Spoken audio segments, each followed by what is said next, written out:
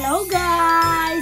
At ngayon nga ay natapos na po ang ating 7 Christmas recipe ideas. Kumusta guys ang inyong Pasko? May nagustuhan po ba kayo sa ating 7 Christmas recipe ideas?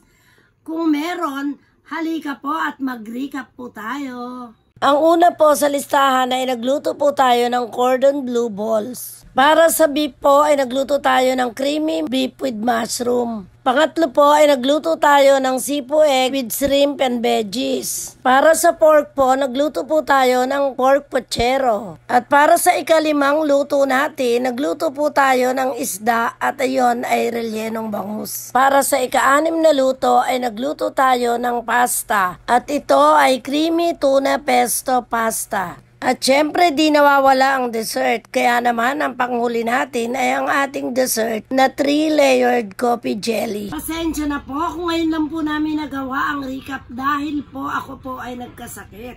Kung mapapansin niyo po ang aking boses po ay hindi pa po kagandahan dahil po sa sobrang sipon at ubo. Pero ngayon po ay okay na po.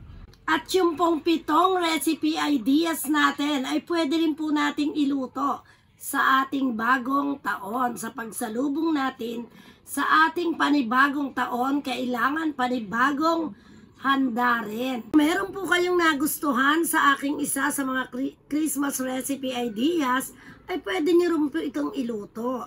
At kung meron po kayong hindi napanood, ay ilalagay ko po ang link po sa baba. Thank you po sa lahat ng mga nanood. At kung meron po kayong nagustuhan sa mga luto, comment down below po. Thank you for watching. Follow for more.